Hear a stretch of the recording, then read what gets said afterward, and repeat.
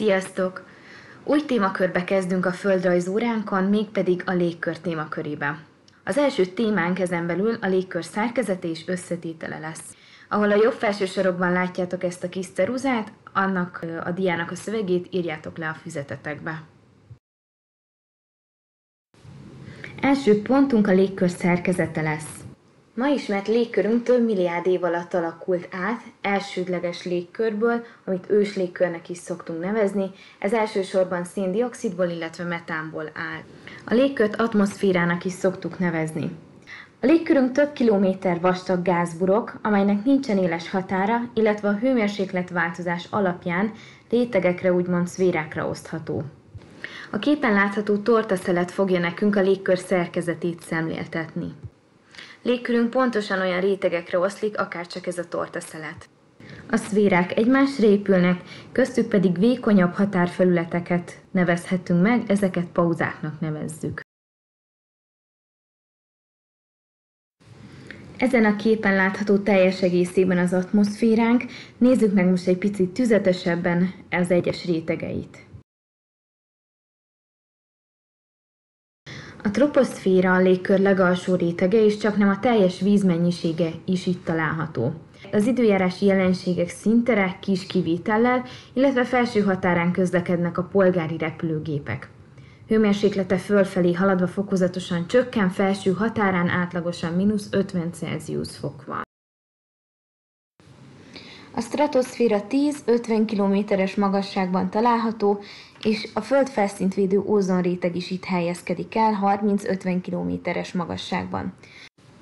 Hőmérséklete az ózon hőelnyelő hatásának következtében emelkedik, felső határán a hőmérséklet hasonló a felszín átlag hőmérsékletéhez, +10 Celsius fok.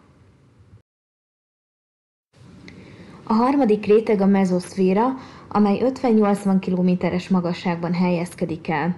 Itt égel a legtöbb meteor, valamint a hőmérséklet felfelé haladva újra csökken.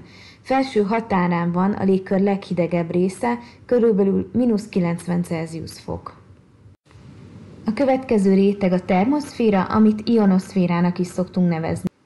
Ez visszaveri a rádióhullámokat, valamint elnyeli az UV-sugarak egy részét, éppen ezért nagyon magas a hőmérséklet. Az atmoszféra különböző gázok keveréke, de megtalálható benne szilárd, illetve cseppfolyós halmazállapotú elem is. A gázokat azt szerint rendezzük csoportba, hogy mennyiségük mennyire tartósan van jelen a légkörünkben. Az első csoport az állandó gázok csoportja. Mennyiségük hosszú időn át változatlan a légkörünkben. A nitrogén 78, az oxigén 21, míg a nemes gázok és egyéb gázok 1%-ban vannak jelen az atmoszféránkban. A változó gázok mennyisége néhány éven vagy évtizeden belül észrevehetően módosul légkörünkben.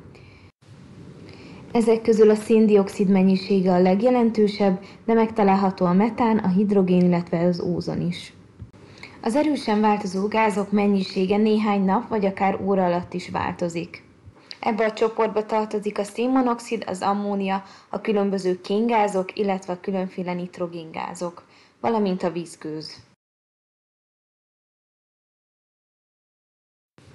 Az óra végére hoztam néhány gyakorló feladatot is, nyisd ki a füzeted, írd fel azt, hogy gyakorlás, és csak a válaszaidat írd le a füzetbe.